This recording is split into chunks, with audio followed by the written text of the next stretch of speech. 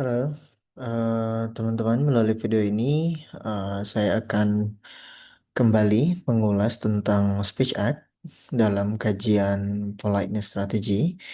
Teman-teman, speech act seperti yang kita ketahui bahwa dalam sebuah komunikasi atau dalam sebuah percakapan tentu setiap bahasa itu memiliki nilai tindakan begitu. Itu yang kita pahami kemarin. Dan seperti halnya penjelasan yang sudah disebutkan sebelumnya, bahwa ketika seseorang ekspresi something, bahwa dia itu tidak hanya memproduksi utterance yang containing grammatical structures and words, tapi juga memberikan sebuah performance atau aksi melalui utterance tersebut. Nah, diketahui bahwa kemarin itu sempat dibahas bahwa aksinya meliputi tindakan yang memang apakah ini dikategorikan sebagai em, apa namanya yang berdasarkan Searle kemarin ada 5 poin. Ada apakah ini perintah, apakah ini sebuah janji, apakah ini sebuah pernyataan atau yang sifatnya representatif atau deklaratif dan yang lainnya seperti itu teman-teman. Nah, artinya bahwa ketika kita melihat di sini ada contoh action performed by non-utterance called speech acts, betul. Dan di sini ada contoh seperti you are fired, ini bagian dari deklaratif seperti yang sudah kita bahas kemarin. And then this utterance can be used by us as an action to fire someone from his current job. It means that ada perubahan antara satu kondisi dengan kondisi sebelumnya. Nah, atas dasar adanya pernyataan yang sudah disebutkan. Nah, jadi poin ini memberikan gambaran bahwa bahasa itu memiliki aksinya seperti itu. Jadi memiliki fungsi aksi. Nah, di sini sebetulnya dikategorikan sebagai fungsi atas dasar intensi yang sebenarnya ingin disampaikan oleh si speaker itu sendiri. Kemarin sempat dibahas bahwa ada 5 jenis atau 5 kelas dari speech act berdasarkan Searle tahun 75. Yang pertama itu ada assertive, yang kemudian dilanjutkan dengan directives, commissives, expressive, dan declarations. Yang assertives itu berupa pernyataan yang sifatnya memberikan suggesting, putting forward, swearing, boasting, concluding. Kemudian dilanjutkan dengan directives yang sifatnya itu memerintah, meminta, memohon, seperti itu. Yang kemudian yang ketiga ada commissive yang sifatnya ini rencana, janji, begitu. Dan kemungkinan besar terjadi sifatnya kayak orang meyakini bahwa akan terjadi sesuatu begitu ya. Karena dia sangat tahu terkait dengan kondisi, oh misalnya hari ini sudah mendung artinya akan turun hujan. Nah, itu bagian dari commercive.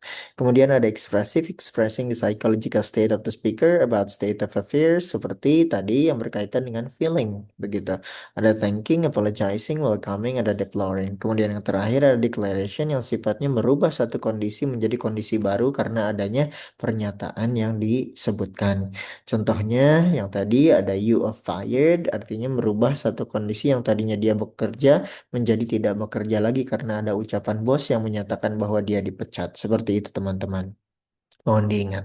Nah, kemudian di luar dari Searle, berdasarkan Austin juga sama tahun 62 menyebutkan bahwa sebetulnya ya total itu ada 5 begitu. Hanya ada perbedaan penyebutan di bagian assertives-nya saja. Jadi kalau Austin menyebut assertives itu sebagai representatives begitu. Jadi intinya tetap ada 5: deklaratif, representatives, expressive yang sifatnya tadi apa namanya feeling begitu. Kemudian ada directives, ada commissives. Jadi ada dua penyebutan yang berbeda antara representatif dan ekspresif. Kalau tadi kita lihat punyanya Searle dengan punya Austin yang sekarang. Jadi assertif itu representatif, sedangkan untuk um, ekspresif di sini dikategorikan juga sebagai ekspresif. Oke, nah selanjutnya teman-teman kita bisa lihat di sini contoh lain yang bisa kita pelajari. Untuk declaratives itu merupakan speech act that changed the world as a result of having been performed. Nah, di sini contohnya adalah we find the defendant not guilty. Nah, sepertinya seperti ini sering terjadi di wilayah persidangan misalnya bahwa tersangka ini tidak bersalah misalnya. Nah, itu adalah pernyataan yang memang merubah yang tadinya dia disangkakan menjadi bebas seperti itu. Kemudian ada bagian representatif, a speech act that enable the speaker to express feelings, belief, assertion, kemudian illustration and the like. Nah, ini bagian dari bukan express feeling yang sifatnya itu perasaan begitu ya. Em, tapi ini lebih pada bagian ke pernyataannya, begitu ya, bagian dari pernyataan. Seperti today, tomatoes can be grown in the deserts. Nah, seperti itu adalah bagian dari apa knowledge yang memang diyakini ini sebuah kebenaran berdasarkan keilmuan, begitu. Nah, ini adalah informasi-informasi yang biasa disampaikan oleh orang ketika dia membaca atau berdasarkan intuisi yang mungkin menurut mereka diyakini adalah benar. Kemudian ada ekspresif. Nah, ini ekspresif ini bukan cuma feeling tapi di wilayah psychological state of the speaker, of the hearer, such as apologizing, complaining, complimenting, congratulating. Seperti kita menyampaikan bagaimana perasaan kita begitu ya terkait dengan eh, eh, eh, eh, situasi yang terjadi. Congratulations on your graduation, seperti itu. Kemudian yang keempat kita punya directive, so speech act that enable speakers to impose some action on the hearer such as command, orders, request. Contoh di sini kita punya be quiet, itu adalah bentuk dari meminta seseorang untuk melakukan sesuatu. Nah, itu directives. Nah, kemudian di commissives itu a speech act whereby the speaker takes on or refuses some responsibilities or tasks and are therefore face threatening to the speaker or imposing on the speaker. Contoh misalnya, I'll stop by tomorrow, I promise. Nah, ini bagian janji seperti ini yang disebutkan dalam kajian dari Kamsip. Seperti itu, teman-teman. Kalau kita rangkum ke dalam bentuk seperti ini, jadi table of speech act classification. Jadi kita punya berdasarkan Austin tadi ada declaration, representative, expressive, directives, dan commissive. Coba kita lihat direction of fit-nya. Words change the world, gitu ya. Words change the world. Jadi dari perkataan itu begitu atau ucapan-ucapan tadi itu merubah kondisi eh, karena ada ucapan merubah jadi merubah situasi atau kondisinya seperti itu. Kemudian kalau representatif, make words fit the world. Artinya worldnya dulu seperti apa, baru gitu. Oh, ini tuh begini. Oh, ini tuh begitu. Nah, itu representatif. Jadi seputar informasi atau pengetahuan yang berdasarkan dengan kondisi yang sebenarnya, misalnya. Seperti itu. Kemudian ada ekspresif. Kalau ekspresif itu make words fit the world. Nah, artinya kalau ekspresif di sini kondisi yang ada di hampir sama ya begitu ya. Hampir sama dengan representatif. Bedanya adalah kalau untuk di ekspresif ini lebih pada psychological feeling seperti itu. Make words fit the world. Jadi kondisi di lapangannya seperti apa, kemudian kita sampaikan secara psychological feeling. Misalnya, oh bagus, oh kurang bagus, oh menarik. Nah, seperti itu bagian dari ekspresif, teman-teman.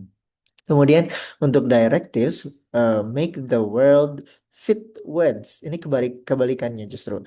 Eh, jadi make the world fit words. Karena apa? Karena dia cenderung meminta sesuatu kepada orang lain untuk melakukan sesuatu kayak gitu. Nah, jadi dia ingin si lingkungannya itu sesuai dengan apa yang dia pengen. Kayak gitu kurang lebih untuk directives. Sedangkan untuk cursive itu make the world fit words. Oke, sama seperti directives, cuman bedanya adalah begitu dia memiliki intensi terkait dengan future time. Nah, jadi ada sebuah tadi kan contohnya janji seperti itu atau mungkin harapan yang memang bisa dia kejar seperti itu. Kayak gitu teman-teman. Nah, itu adalah intention yang dimunculkan dari Kamusip. Nah, sekarang kita geser ke sebelah kanan. Di situ ada S itu berarti speaker, X itu situation. Jadi kalau declaration, speaker itu menyebabkan situasi tertentu. Begitu ya. Speaker menyebabkan situasi tertentu. Jadi situasinya berubah gara-gara adanya speaker maka berubahlah situasinya. Kemudian kalau di representatif, speaker believes situation. Jadi si speaker menyatakan pernyataan terkait dengan apa yang dia yakini kebenarannya berdasarkan kondisi yang ada dalam situasi tertentu atau yang ada di lapangan seperti itu. Nah, kemudian kalau S feels X artinya speaker itu merasakan situasi tertentu. Jadi dia merasakan situasi tertentu, maka yang disebutkan adalah tadi ekspresif, bentuknya yang lebih pada psychological feeling yang disampaikan. Seperti itu. Kemudian yang keempat, kalau directives itu berarti speaker menginginkan situasi tertentu. Makanya dia meminta tolong ke orang lain, order gitu ya, command seperti itu. Itu untuk yang directives. Kemudian yang terakhir kita punya commercials. Di situ speaker mengharap intens, memiliki intensi begitu ya terhadap situasi. Nah, bedanya adalah kalau directives itu lebih ke menginginkan sesuatu sehingga meminta tolong orang lain atau me- me- me- menyuruh orang lain untuk melakukan sesuatu. Tapi kalau commissive, dia lebih pada dia meyakini sesuatu akan terjadi di masa yang akan datang. Jadi intensinya ke sana. Yakin nih bakal kayak gini gitu. Nah, itu adalah bagian dari commercive. Begitu, teman-teman. Oke, mohon diingat bagian dari itu sederhananya eh, mekanisme yang kita ketahui dari 5 klasifikasi of speech act itu kita lihat berdasarkan direction of fit. Kemudian kita lihat juga mekanisme yang kita sederhanakan, jadi speaker dan X sebagai situation. Begitu, teman-teman. Nah, kemudian kemarin sempat kita bahas terkait dengan adanya direct dan indirect speech act. Betul bahwa dalam speech act itu kita tidak bisa semata-mata menerima apa yang disampaikan orang itu pasti sama seperti apa yang dia sampaikan. Kalau itu sama, artinya wilayahnya masih dalam pemaknaan semantik kan begitu, teman-teman. Artinya kalau seseorang menyampaikan deklaratif artinya bagiannya itu adalah bentuk deklaratif juga begitu. Kalau dia interrogatif berarti dia tetap menyampaikan itu hanya untuk sebatas bertanya.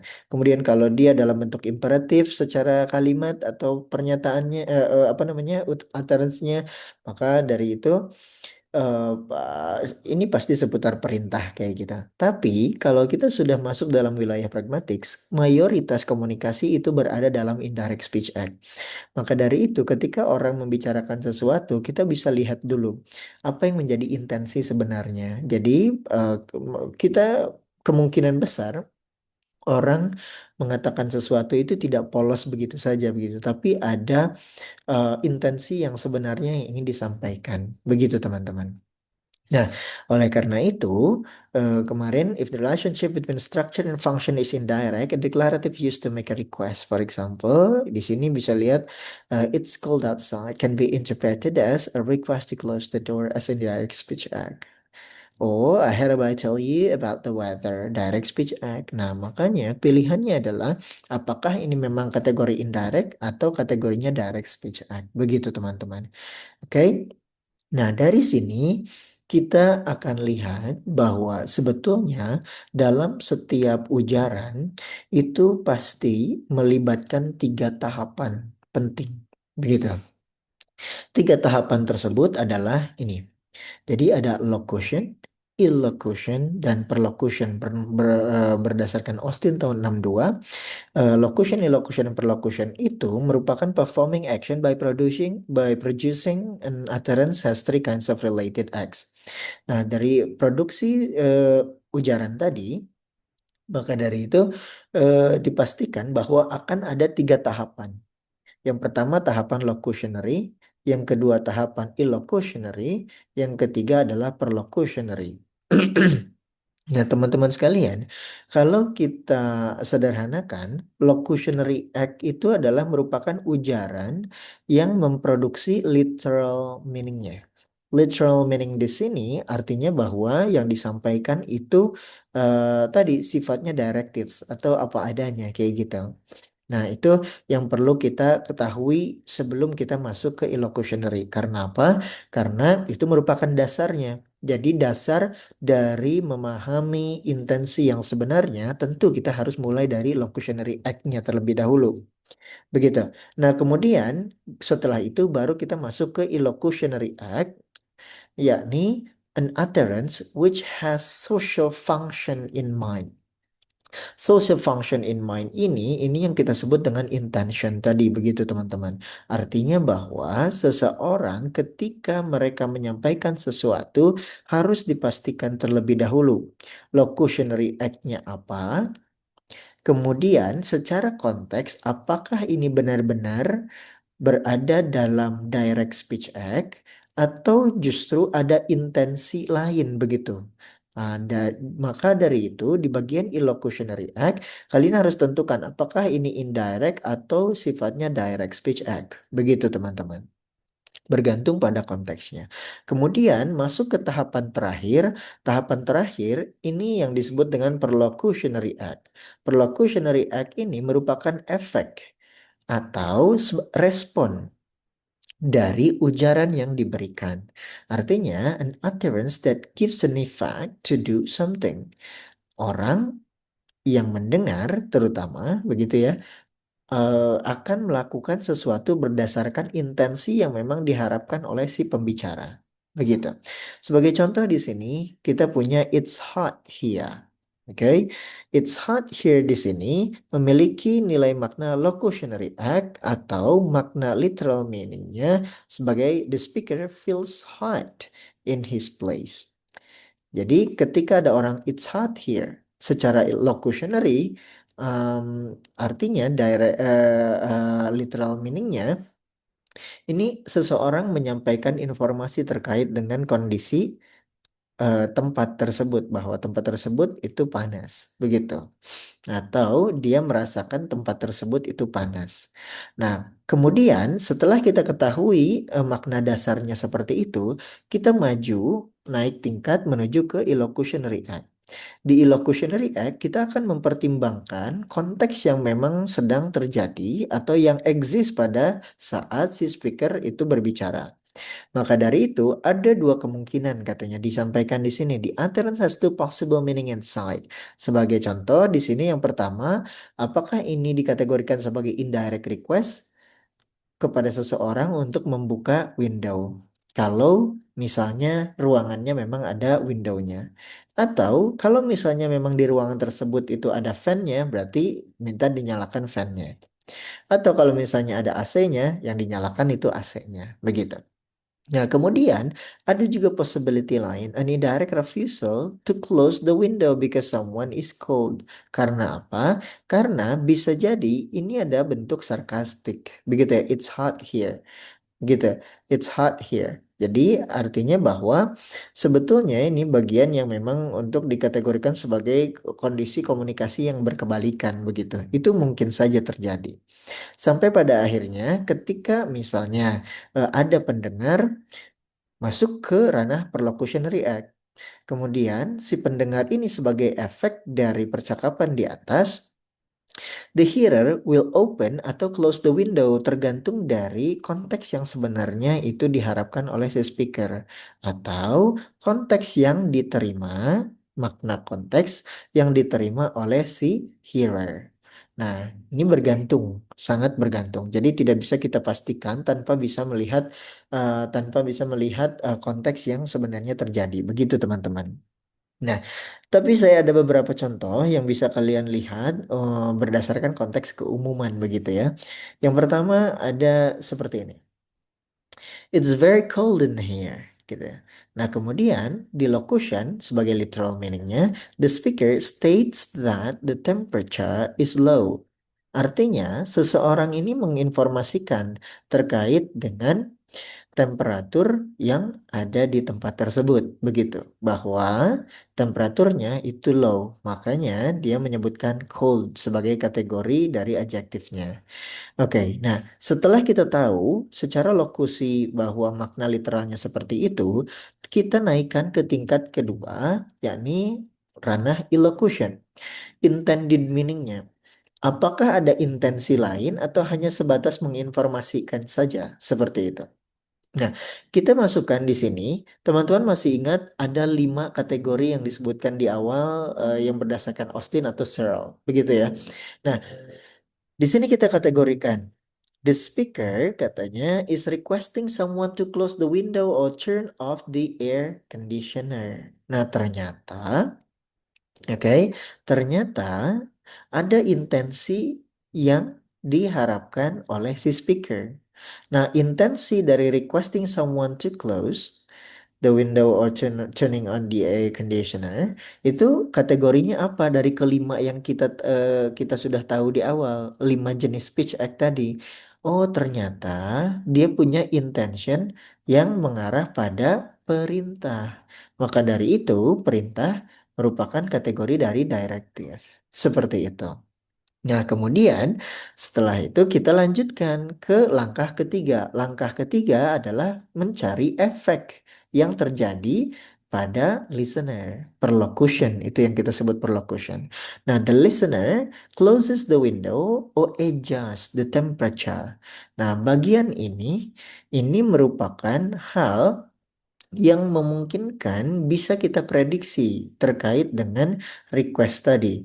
Kalau misalnya perlocution yang terjadi di sini ini merupakan perlocution yang memang positif. Karena apa? Positif itu artinya sesuai dengan yang diharapkan oleh si speaker. Karena ada kemungkinan juga perlocution ini kalau kita lihat berdasarkan analisa di lapangan, perlocution ini merupakan bagian yang ternyata bisa jadi ditolak oleh si pendengar itu sendiri. Itu sangat bergantung. Tapi kalau kita menganalisa berdasarkan kondisi kemungkinan-kemungkinan, artinya kita akan fokus pada positive perlocutionnya dulu. Jadi kalau ada orang yang memiliki intensi seperti ini, kemungkinan besar si listener itu akan melakukan hal seperti apa. Begitu sebagai dampak. Oke? Lanjut. Kita akan masuk ke example kedua. Di example kedua di sini ada orang bertanya, "Can you pass me the salt?" Oh sorry, "Can you pass the salt?"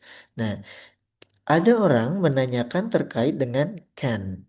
Menanyakan terkait dengan can ini artinya ability, kemampuan seseorang untuk memberikan salt, gitu. Nah, teman-teman, di sini secara locution itu merupakan a question about the listener's ability to pause the thought. Artinya bahwa secara literal ketika ada orang yang memberikan ujaran seperti ini dalam bentuk pertanyaan, ya jelas tetap secara lokusi dia dikategorikan sebagai pertanyaan tentang the listener's ability. Jadi ada ability yang ditanyakan oleh si listener terkait dengan apa namanya yang ditanyakan kepada listener untuk passing the salt seperti itu. Jadi kita straight. Kalau di locution itu kita straight karena apa? Karena maknanya makna literal seperti itu. Nah, kalau kita kategorikan makna literal itu makna semantik, betul. Makna semantik karena apa adanya berdasarkan apa yang diujarkan. Begitu. Tapi kalau di elocution itu justru makna yang ketika kita kategorikan sebagai makna pragmatik karena bisa jadi maknanya itu beyond dari apa yang disampaikan. Begitu ya.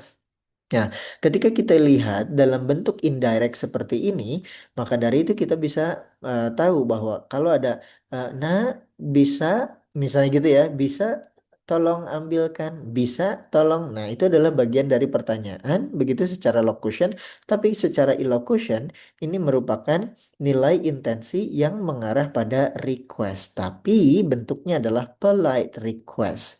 Nah, teman-teman, bisa kita kategorikan bahwa polite request to pass the salt ini ke dalam 5 kategori yang sudah kita ketahui tadi.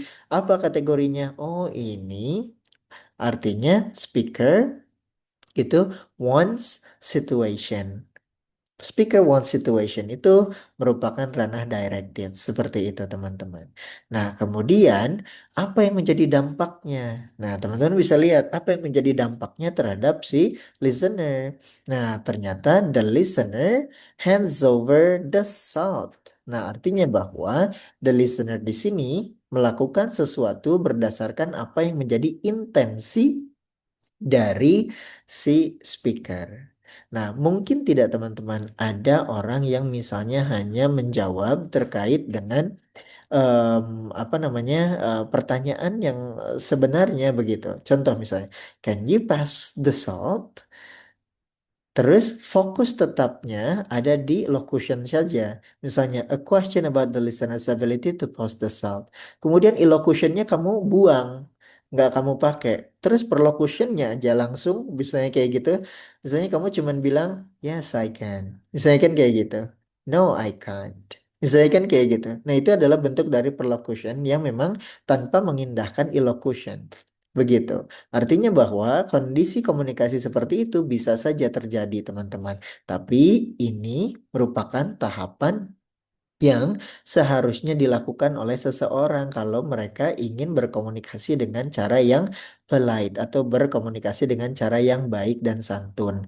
Artinya, ketika locution itu sudah kita ketahui, kalian harus mulai pahami illocutionnya apakah tetap sama seperti locution atau justru misalnya illocutionnya tidak ditemukan dalam bentuk indirect misalnya. Maka dari itu, kita langsung fokus pada perlocutionnya. Bagaimana efek atau dampak yang terjadi apabila misalnya makna yang sudah kita tentukannya adalah fokus pada misalnya intention kah atau hanya fokus pada literal meaningnya. Itu sangat bergantung pada konteks yang kita alami.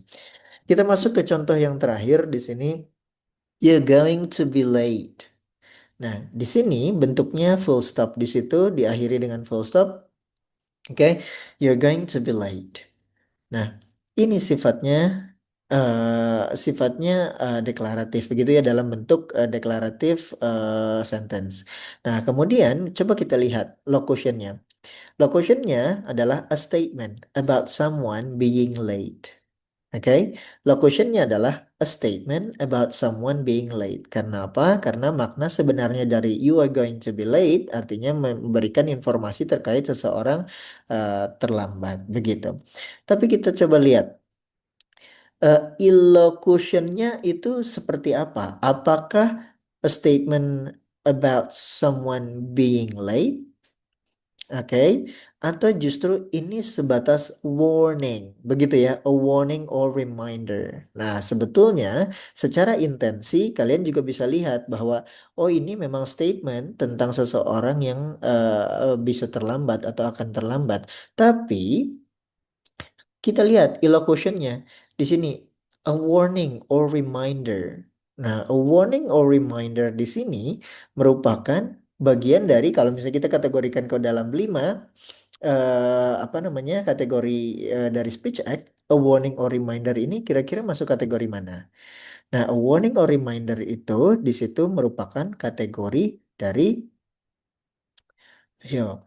Nah, coba kita lihat kembali di bagian sini.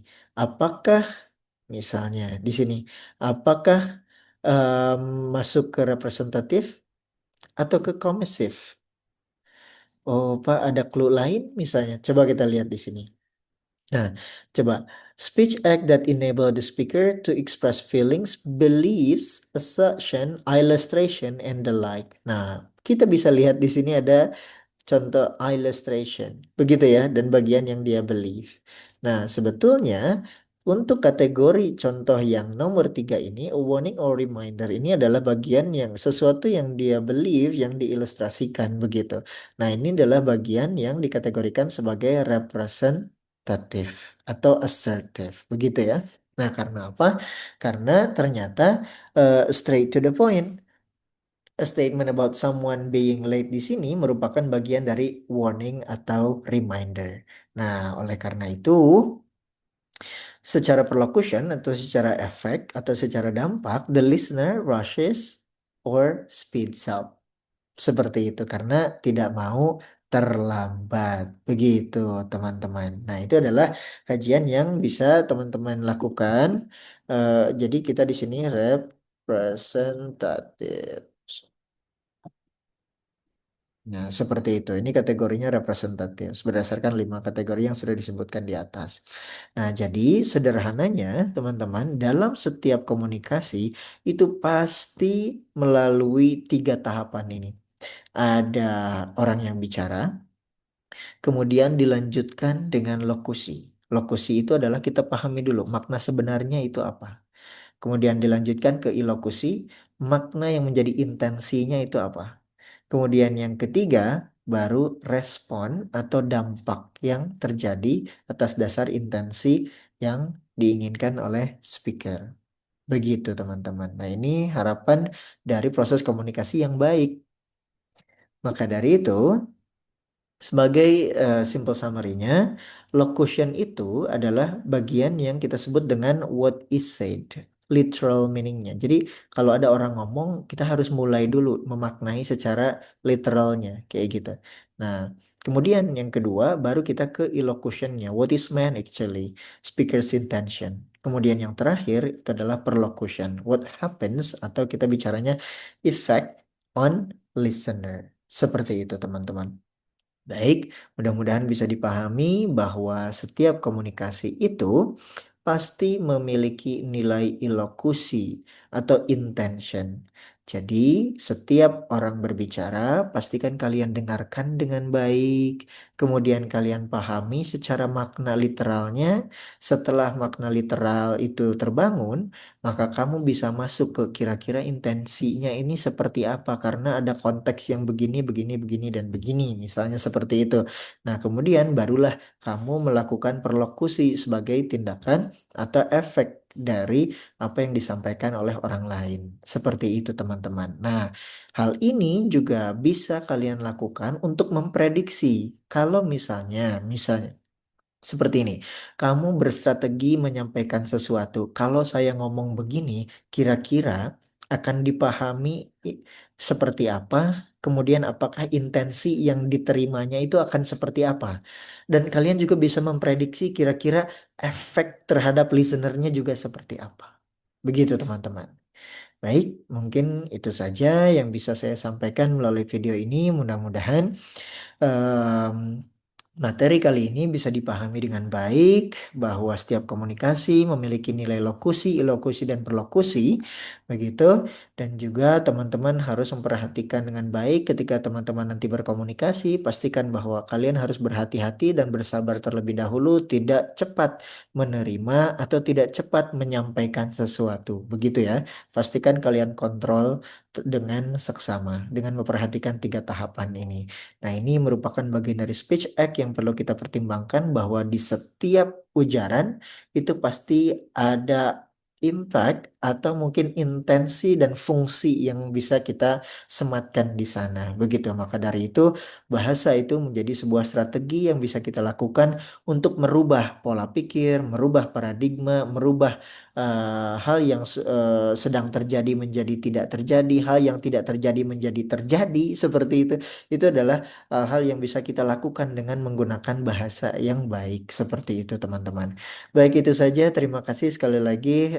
Mudah-mudahan teman-teman bisa memahami ini dengan baik dan bisa menerapkan dalam kehidupan sehari-hari. Thank you. Assalamualaikum warahmatullahi wabarakatuh. And then let me close the recording.